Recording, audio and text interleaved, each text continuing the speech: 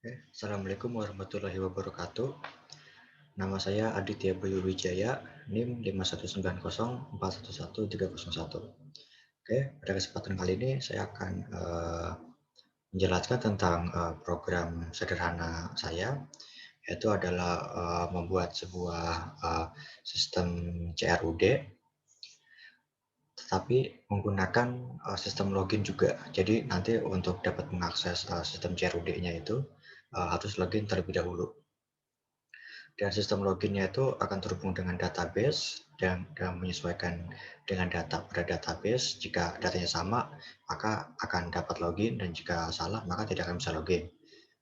Begitu juga dengan CRUD-nya akan terhubung dengan database. Jadi untuk membuat data, membuat, melihat, mengedit, mengubah, atau menghapus dapat melalui program webnya ya, tanpa harus membuka database-nya di PHP MyAdmin atau yang lainnya.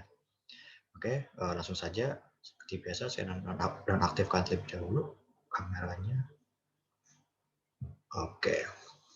Nah, jadi yang pertama itu ada halaman login ya, yang ini untuk source code-nya. Ini udah masuk ya, kita logout dulu. Kita logout. Nah, ini halaman loginnya. Nah, jadi di sini untuk login ini kita menggunakan session ya. Jadi ini loginnya ini terhubung dengan database untuk mencocokkan datanya. Ini ya, kita diarahkan ke out.php. Ini menginput emailnya dan passwordnya. Untuk password kita type-nya password supaya tidak terlihat karakternya. Kita ke out.php. Nah, ini. Nah, pertama kita membuat koneksinya terlebih dahulu di db.php ini ya. Ini localhost, username-nya root, passwordnya kosong, database db mahasiswa. Kita cek di sini ya. Nah, ini db mahasiswa. Ini terdapat dua tabel, db mahasiswa dan users. Kita kembali. Kita ke out. Nah, pertama kita seperti biasa kita menggunakan session start untuk membuat sesi ya, membuat session. Lalu kita membuat variabel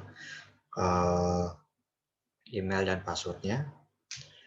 Satu kita membuat if ya. Jadi jika email dan password ini kita buat ini variabelnya, emailnya kita ambil dari yang tadi itu, dari post tadi itu adalah email dan password adalah password. Kita koneksi, select semua dari tabel user ya, di mana user emailnya sama dengan email, dia cocok dengan yang di input tadi, dan user di tabel user passwordnya cocok dengan password yang di input di web tadi ya.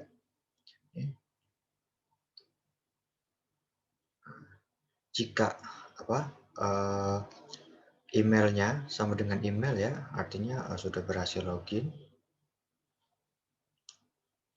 maka dia akan diarahkan ke indeks ya. Nah, tapi jika salah, dia akan diarahkan kembali ke halaman login. Nah, kita cek untuk usernya. Nah, di sini saya masukkan satu aja ya, biar nggak bingung. Emailnya bayu@gmail.com dan passwordnya admin123. Jadi nanti dia akan mencocokkan ini apakah sama email dan passwordnya. Jika sama, maka nanti dia akan diarahkan ke indeks, dan jika salah, maka akan diarahkan ke login. Dan nanti sessionnya akan terbentuk. Coba kita ini login, tapi sebelumnya coba kita buat salah terlebih dahulu ya. Sebentar. Nah, kan harusnya kan emailnya bayu@gmail.com dan admin123 ya. Coba kita buat salah terlebih dahulu deh. Misalkan Bayu aja. dan passwordnya jadi 123 ya, kita login. Nah, salah nih, jadi akan kembali diarahkan ke login.php, halaman login.php.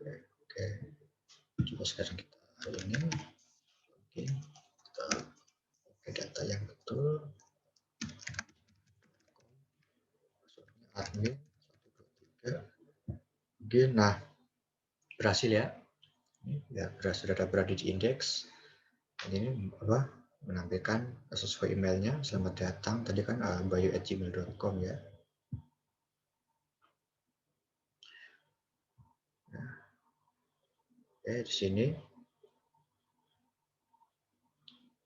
bayu@gmail.com, selamat datang, dan ini emailnya ya.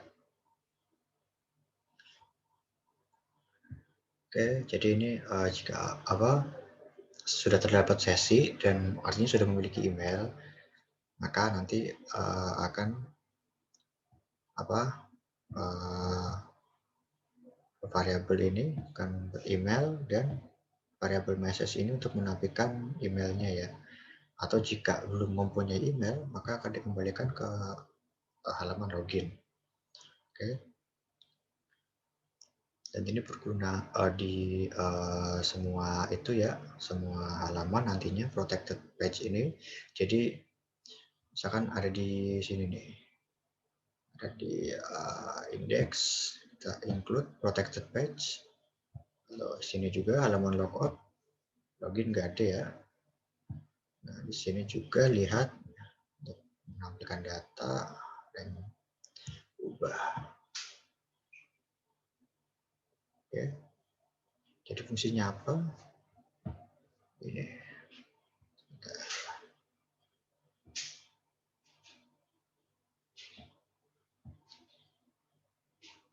Oke, nah ini ya. Oke, protected page. Nah, jadi ini yang fungsinya seperti tadi. Jadi jika dia memiliki email atau sudah login, nanti dia akan dapat menuju ke halaman yang dituju. Tapi jika tidak mempunyai email, maka dia akan kembali diarahkan ke login. Artinya jika sesi ini sudah tidak ada, dia akan diarahkan ke halaman login kembali. Oke, kita lanjut. Sudah login ya, sudah berhasil login. Lalu di sini kita akan membahas ke CRUD-nya. Di sini ada tambah dan lihat. Untuk tambahnya ini untuk create-nya ya, seperti tampilannya. Kita tambah data. Kita ke tambah. Oke, tambah. Nah, ini sip. Kita tadi include protected page supaya melindungi. Jadi jika tidak punya sesi dan belum login, tidak akan dapat mengakses halaman tambah data. Oke, jadi tidak semua dapat menambahkan data sembarangan. Oke, di sini kita require function. Nanti akan saya bahas lebih lanjut. Di sini kita menggunakan JavaScript ya. Jadi jika dia nanti data berhasil ditambahkan, akan tampil. Begitu pula jika gagal. Oke, ini seperti biasa. Di sini kita membuat form. Di sini terdapat name ya, name, nama, dan prodi. Lalu dengan tombol submitnya juga. Oke. Nah, kita sekarang ke functionnya. Sini. Nah, jadi untuk indeks maksud saya untuk halaman lihat, lalu ubah dan juga tambah, nanti dia akan require sini ya ke halaman functionnya. Jadi saya pisah agar lebih rapi. Itu ini ya require functionnya. Oke, di sini kita buat koneksi ke localhost root, username-nya root, passwordnya kosong, dan kita ke database mahasiswa. Oke, jadi di sini database mahasiswa, sini ya. Oke. Lalu kita query, kita membuat koneksinya sini ya. Ini untuk membuat menampilkan data array-nya ini. Nah, ini untuk fungsi tambah yang tadi ya, untuk gambar fungsi baru tambah. Oke. Lalu ini untuk memanggil koneksi yang di sini kita menggunakan ini global. Lalu kita membuat variabel baru name sama dengan sini ya. Sama kan namanya bebas, tapi sini saya type PH aja biar simple. Di sini name, nama dan prodi. Ini disesuaikan dengan yang ada pada ini ya tabelnya. Di sini tabel mahasiswa. Nah, ada name, nama dan prodi. Untuk nomor ini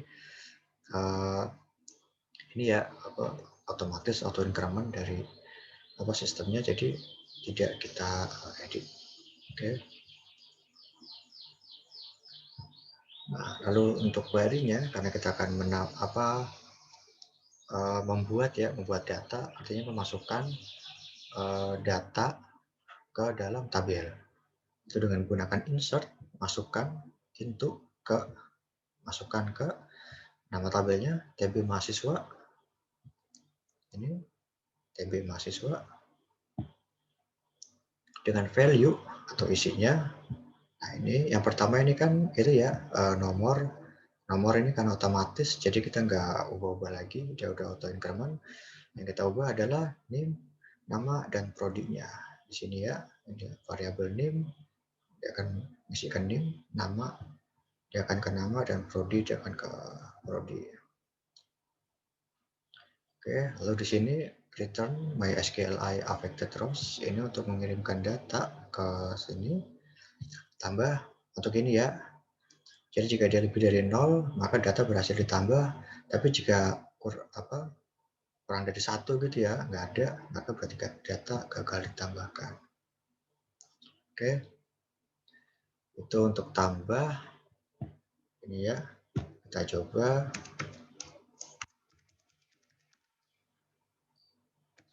Itu dia. Misalkan namanya Dedi gitu deh. Prodinya sistem informasi. Tambah. Nah, data berhasil ditambah ya. Oke, coba kita ke dashboard. Nah, lalu di sini adalah ada untuk melihat isinya. Oke, di sini saya gunakan pagination. Nah, di sini. Oke, ini tadi ya sudah masuk. Nah. Oke.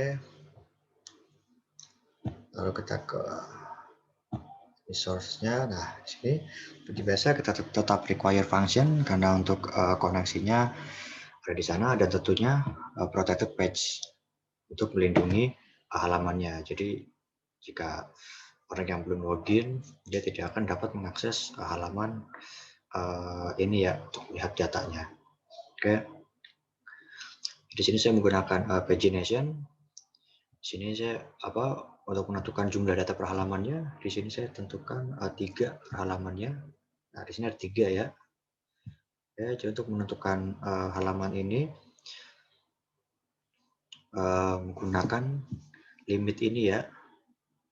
Menggunakan limit. Nah. Oke, lalu jumlah data kita dengan menggunakan fungsi count untuk menghitung.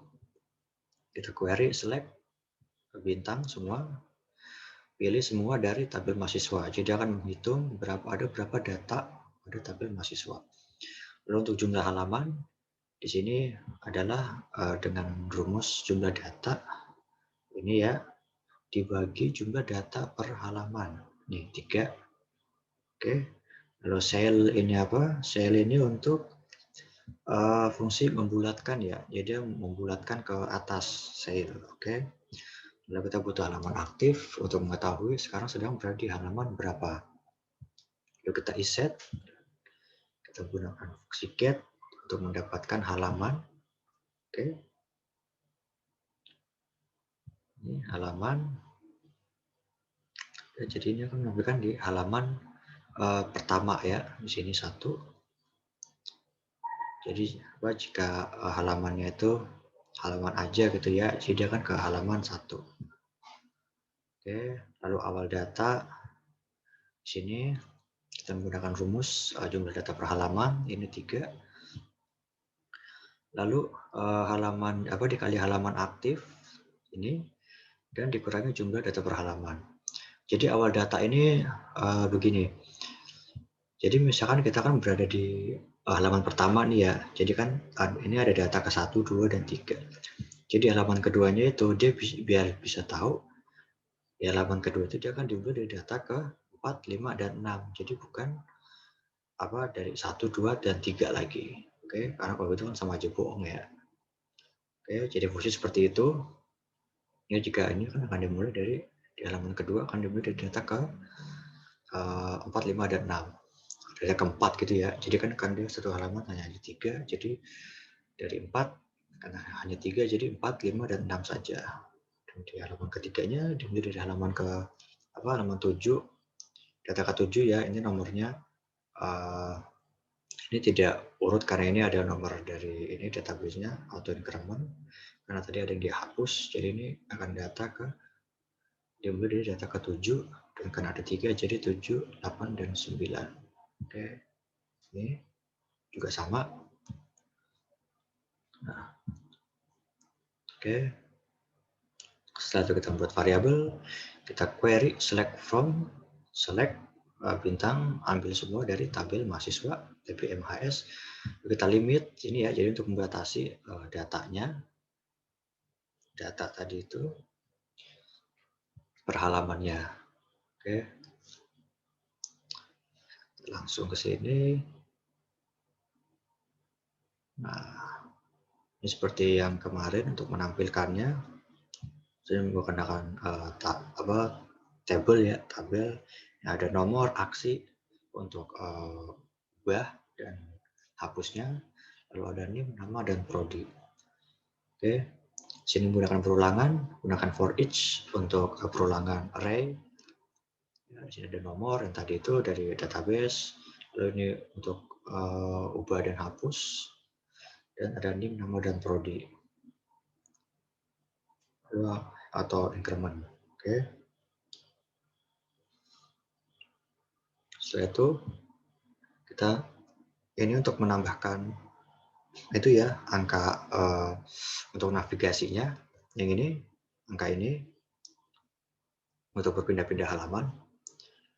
Nah, jadi pertama kita menggunakan perulangan, kita buat variabel baru n sama dengan 1, n kurang dari sama dengan jumlah halaman, dan n plus plus atau increment. Nah, jadi jika n sama dengan halaman aktif, yang ini ya halaman aktif, oke.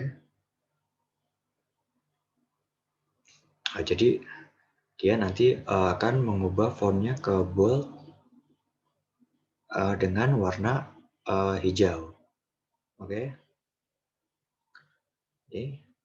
Hasilnya sedang di halaman 3 ya, aktifnya di halaman 3 dia akan berubah jadi warna hijau.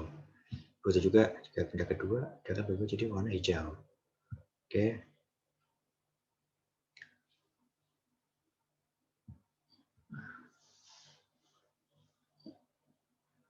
Seperti itu. Lalu sekarang kita berpindah ke ubah ya atau edit itu sini. Nah, jadi dia akan mengirimkan ID ini ubah. Jika saya sorot maka sini akan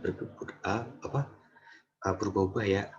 Kan ini 4, ini 5 dan 6 ID-nya. Di sini oke, coba kita ubah yang ini ID-nya 3 ya. Ini kan 1, ini 2, ini 3. Kita klik ubah. Nah, ini tampilannya. Oke, coba kita lihat ke sintaknya. Ubah.php. Nah, ini seperti biasa require function untuk koneksinya. Lalu protected page untuk melindungi halamannya. Oke. Jadi ini yang tadi ya, ID ini kita buat variabel baru dan menggunakan get untuk mendapatkan ID-nya.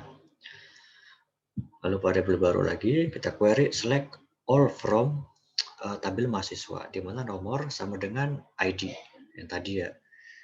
Oke, ini JavaScript-nya untuk menampilkan mendapatkan notifikasi jika data berhasil diubah ataupun data gagal diubah. Oke, jadi sini untuk fungsi ubahnya. Jadi ini sebenarnya sama dengan tambah ya. Jadi kita membuat form gitu ya. Dan ini dia defaultnya sudah ada value-nya. Jadi value-nya ini defaultnya sudah ada name-nya dan sudah nama begitu juga prodinya. Ini ya, ini sudah ada sesuai datanya sudah diinput sebelum diubah. Nah, oke. Jadi maksudnya gimana? Kenapa dibuat seperti itu? Nggak dibuat kosong aja. Nah, nanti akan saya jelaskan. Di sini ada tombol ubahnya ya. Kita ke function. Oke, ubah di sini ya. Langsung tambah. Kita global untuk koneksinya. Untuk memanggil koneksi di sini kita menggunakan global. Lalu di sini ada ID, name, nama, dan juga prodi. Mirip dengan tambah ya. Yang membedakan adalah di query-nya. Jika kita memasukkan data, kita menggunakan insert into. Tapi jika mau mengubah atau mengedit, kita menggunakan update. Oke. Kita update tabel mahasiswa dan set. Oke, apa yang mau kita set? Yaitu ada name, nama, dan juga prodi. Oke. Di mana nomor adalah ID. Nah, ini penting. Jadi kalau nggak ada ini, nanti semua datanya akan diubah sesuai yang diedit. Misalkan kita mengubah nama di data ke 2, tapi nggak ada where-nya nih. Jadi dia nggak akan tahu mana yang diubah dan akan diubah semua datanya tadi akan sama semua. Oke.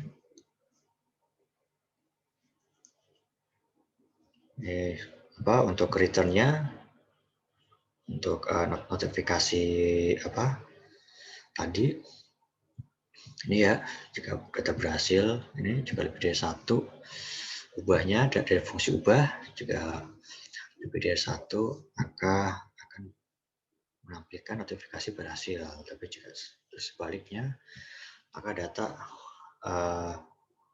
gagal diubah. Nah, jadi untuk yang tadi ini kenapa dia kita buat sudah ada isinya berdasarkan datanya sebelum diubah. Jadi begini, jadi misalnya kita hanya akan mengubah ini aja nih, Bayu aja. Jadi walaupun nanti yang diubah hanya 1, ya, oke, kita ke function, tapi tetap, nah karena ini dideklarasikan kan data name, nama, dan prodi ya, sesuai dengan isinya. Jadi walaupun yang diubah hanya nama, yang lain nanti akan tetap berubah, prodi, nama, dan name. Nah, jadi kalau misalkan yang name-nya kosong atau prodinya kosong dan hanya diisi Bayunya aja, misalkan diubah gitu isi Bayunya aja, nanti datanya ini karena yang diubah ini semuanya, maka nanti data ini name dan prodinya akan kosong. Seperti itu. Jadi hanya terisi hanya yang diketikkan di sini saja, Bayunya saja. Oke, seperti itu kita ubah. Nah, berhasil ya. Oke, kita cek. Nah ini, oke, sudah berubah ya. Lalu setelah itu kita ke fungsi hapus. Oke, ke yang terakhir aja yang kita hapus. Ini ya. Oke, kita hapus. Data berhasil dihapus. Oke. Nah ini jadi 3 ya sekarang ya. Karena kan data sudah dihapus dan 3 per halaman. 3 data, 3 data. Oke. Sekarang kita ke fungsi hapus. Oke, di sini jadi akan get dari ini ya, dari lihat tadi itu ID-nya akan di get. Jadi data mana yang akan dihapus berdasarkan ID-nya. Sini ya. Oke, dia require function seperti biasa karena untuk fungsinya ada di sana. Nah, sebenarnya juga menggunakan data script, jadi juga ID-nya nanti fungsi hapusnya Jadi jika ini lebih dari 0, maka dia berarti berhasil dihapus. Namun juga sebaliknya, berarti dia gagal dihapus. Oke, kita ke function. Fungsi hapus. Nah, ini ya, fungsi hapus. Buat fungsi baru hapus. Ini ID. Nah, kita menggunakan koneksi. Ini akan global. Lalu MySQL query connection. Nah, jadi untuk menghapus di bahasa query itu menggunakan perintah delete ya. Delete from, hapus dari tabel mahasiswa TBMHS where nomor sama dengan ID. Nah, ini penting. Ini kalau nggak ada fatal banget ya, karena nanti dia hanya akan hapus dari tabel mahasiswa. Jadi, karena nggak ada nomor ID-nya berapa, semua data yang ada di tabel mahasiswa akan dihapus semuanya. Oke, jadi ini penting. Ini ID-nya ya. Oke, sini dia mengambil get ID dari lihat. Yang ini ya, ID-nya misalnya hapus tuh ya, di sini ada ID-nya. ID 1, ID 2, ID 3. Jadi ID 3 nanti akan dihapus ini ya. Seperti tadi itu. Yang DD tadi itu ya. Oke. Jadi akan get ID-nya dan akan menghapus data pada tabel mahasiswa itu dengan data yang mempunyai ID sesuai yang diklik tadi. Oke.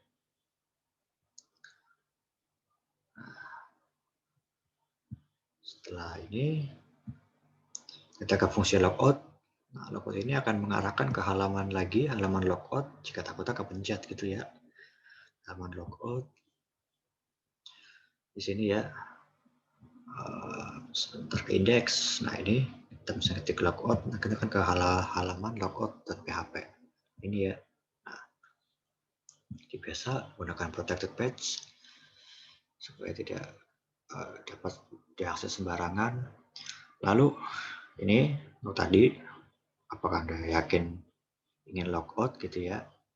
Nah, jadi ini ada pilihan yang tadi, ini untuk ke dashboard, dia akan kembali ke indeks. Satu lagi adalah dia akan ke logout ya, ke logout.php ya. Ini untuk tadi tombol submitnya dengan metode post. Oke. Jadi jika kita ke logout.php di sini, nah untuk perintah menghapus session itu menggunakan ini ya, session destroy. Nah, seperti biasa harus di start terlebih dahulu sessionnya, baru session destroy. Nah, jika sudah, maka akan diarahkan ke login.php. Oke, kita cek.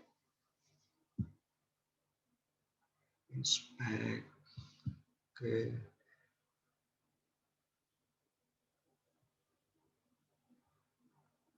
Sebentar. Application. Nah, ini ya, ini untuk sessionnya. Jadi jika kita logout, nah, sessionnya akan hilang. Tadi sudah hilang ya sessionnya ya. Oke. Nah, di sini apa? Tadi menggunakan misalkan indeks yang menggunakan protected page.php. Ini. Nah, jadi jika dia tidak memiliki email atau belum login, maka dia akan dikembalikan ke halaman login gitu ya. Misalkan ada yang maksa ingin masuk ke index.php atau masuk ke lihat.php gitu ya, ke halaman itu. Nah, ini kan kita belum login ya. Kita coba ke index gitu ya. Index. Dia nggak mau. Oke. Oh ya, salah, sorry. Nah, sebegini. Nah, dia akan ditendang lagi ke login login.php ya, ke halaman login. Atau coba kita ke ini deh, ke lihat.php. Oke. Nah, nggak mau dia tetap ya. Jadi kita harus login dulu, baru bisa. Oke, bayu@gmail.com, passwordnya admin 123, login. Nah, coba kita manual deh. Sini ya, kita lihat.php. Nah, baru bisa. Oke. Nah, jadi seperti itu. Oke, sebentar. Jadi seperti itu penjelasan singkat saya tentang aplikasi sederhana saya, yaitu membuat CRUD, sistem CRUD dengan tampilannya menggunakan pagination untuk halaman tadi itu ya. Jadi jika datanya banyak, jadi nggak numpuk satu halaman tampil semua dengan sistem session atau sistem login gitu ya. Jadi biar nggak sembarangan orang bisa mengakses halamannya, nggak bisa sembarangan ngedit atau nambah, apalagi ngapus gitu ya dan ubah. Oke. Nah, jadi sekian dari saya. Mohon maaf bila masih banyak kekurangan. Semoga bermanfaat bagi kita semua. Akhir kata, wassalamualaikum warahmatullahi wabarakatuh.